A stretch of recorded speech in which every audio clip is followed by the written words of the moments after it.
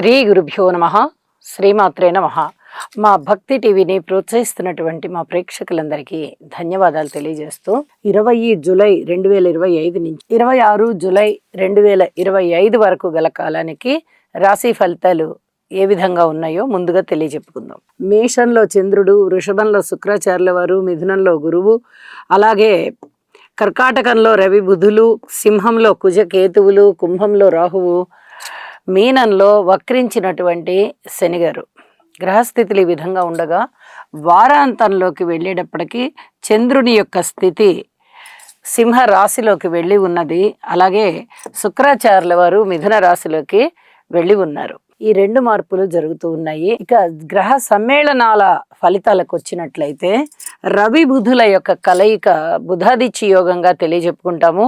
ఇది ఏ రాశిలో ఉన్నా కూడా ఇంచుమించుగా మంచి ఫలితాలనే ఇస్తుంది. అయితే గోచారంలో కొన్ని రాశులకి ప్రత్యేకత ఉంటుంది. ఆ ప్రత్యేక స్థానాలలో ఉన్నప్పుడు మరింతగా ఆ రవి బుధుల యొక్క ఫలితాలు ఎక్కువగా ఉంటాయి.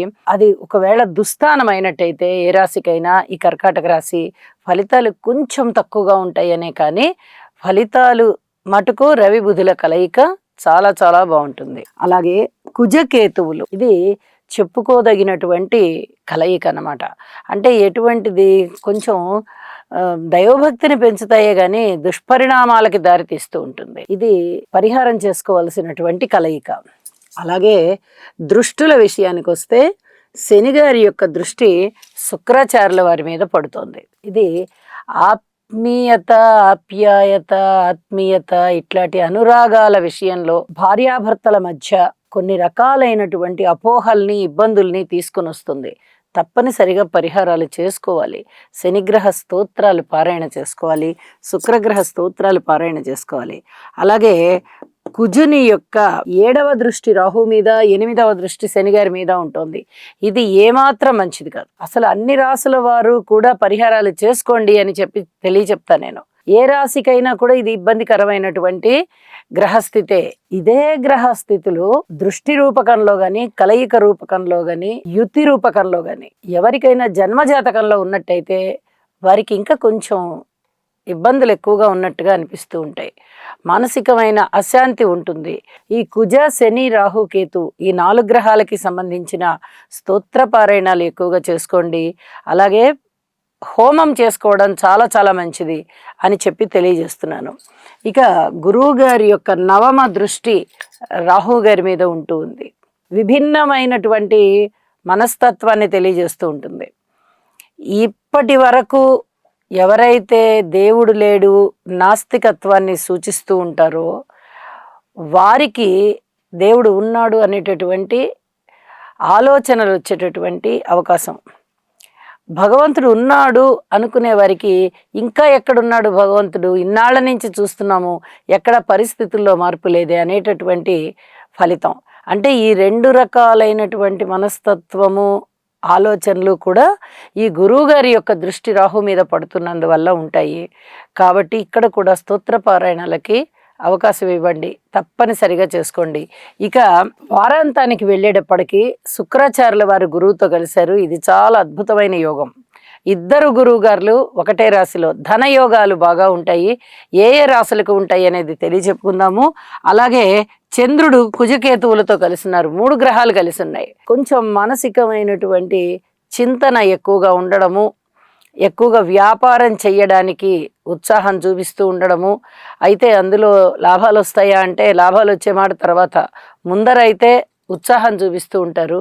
ఇలాంటివే ఎక్కువగా ఫలితాలు ఉంటాయి అని తెలియజేస్తూ, పరిహారాల విషయంలో ప్రతి రాశి వారు తప్పనిసరిగా నవగ్రహ స్తోత్ర పారాయణాలు చేసుకోమని మరొక్కసారి సూచన చేస్తూ ఉన్నాను.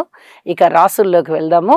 వృశ్చిక రాశి వారికి ఈ 20 జూలై నుంచి 26 జూలై వరకు గల కాలానికి రాశి ఫలితాలు ఒక్క చంద్రగ్రహం మాత్రమే అనుకూలంగా ఉంది, 6వ స్థానంలో.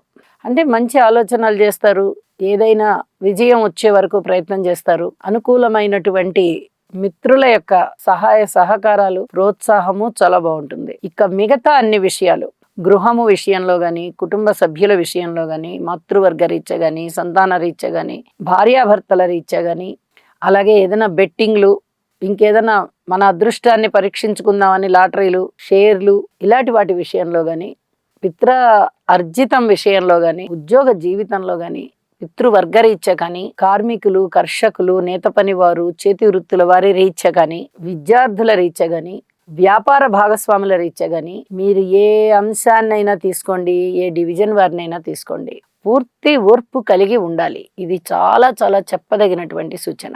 వివాహాది శుభకార్యాలు కుదరడానికి, కొద్దిగా దగ్గరికి రావడానికి మీరు చేసే ప్రయత్నాలు అనుకూలిస్తాయి. ఇప్పటికిప్పుడే అన్నీ కుదిరిపోతాయి అని చెప్పడానికి రాదు. ఇక ఇప్పుడు చెప్పుకున్న అన్ని విషయాలలోనూ ప్రతి అంశంలోనూ జాగ్రత్తగా ఉండాల్సిందే. ఇష్టదేవతారాధన చేసుకోవాలి. అలాగే నవగ్రహ హోమం చేసుకోండి. ఇది చాలా చెప్పదగినటువంటి సూచనగా తెలియజేస్తున్నాను. ఇక వారాంతంలోకి వెళ్ళేటప్పటికి శుక్రాచార్యుల వారి యొక్క స్థితి బాగుంది, చంద్రుని యొక్క స్థితి కూడా బాగుంది. దశమంలోకి చంద్రుడు వచ్చారు. కొంచెం ఉద్యోగ జీవితంలో మంచి మార్పులు వస్తున్నాయి అనే విధంగా సంతృప్తి కలుగుతుంది. విలువైన ఆభరణాలు కొనుగోలు చేయడానికి అనుకూలత సిద్ధిస్తోంది. ఇక మిగతా ఏ అంశాలలోనూ మీకు కలిసి వచ్చేటటువంటి పనులు ఏవి కనిపించడం లేదు. జాగ్రత్తలు పాటించుకుంటూ వెళ్ళాలి. నవగ్రహ హోమం చేసుకోండి. నవధాన్యాలు దానం ఇవ్వండి. నవధాన్యాలు అంటే ప్రేక్షకులందరికీ బాగా తెలుసు. గోధుమలు, బియ్యము, కందులు, మినుములు, పెసలు, శనగలు, అలాగే నల్ల నువ్వులు, ఉలవలు ఇత్యాదివన్నీ, ఈ 9 రకాలైనటువంటి ధాన్యాన్ని ఎవరైనా ఒక సత్పురుషునికి దానం ఇవ్వండి. లేదా రాత్రిపూట వీటిని కొంచెం కొంచెం తీసుకుని అన్నీ కలిపి నానబెట్టి ఉదయాన్నే శుభ్రంగా కడిగి ఒక ఆవుకు పెట్టండి. ఈ విధంగా 40 రోజులు చెయ్యండి. చాలా వరకు మీకు ప్రశాంత జీవితం ఏర్పడుతుంది అని చెప్పి తెలియచేస్తూ ఉన్నాను. వీలైనంత వరకు సంకష్టహర చతుర్థి అని మనకి జనరల్గా ప్రతి నెల కూడా పౌర్ణమి వెళ్ళిన తదుపరి, అంటే బహుళ పక్షంలో ఈ చవితి వస్తుంది. బహుళపక్ష చవితి నాడు ప్రతి నెల కూడా ఈ సంకష్టహర చతుర్థి అని వస్తుంది. వినాయకుడికి గరికతో పూజ చేసుకోండి. చాలా వరకు మీ సమస్యలు తీరిపోయి ప్రశాంత జీవితంతో ఉంటారు. ఇది కుదరకపోతే పుట్టలో పాలుపోయండి. ఈ 2 పరిహారాలలోనూ ఏ ఒక్క పరిహారాన్నైనా పాటించుకుంటూ వెళ్ళండి. మీకు చాలా వరకు మనశ్శాంతి ఉంటుంది అని చెప్పి తెలియజేస్తూ ఉన్నాను. శుభం. చంద్రగ్రహ అనుకూలత కొరకు దధిశంక తుషారాభం క్షీరోదార్ణవ సముద్భవం నమామి శశినం సోమం శంభోర్మకుటభూషణం. ఓం శ్రాం శ్రీం శ్రౌం సహ చంద్రాయ నమః.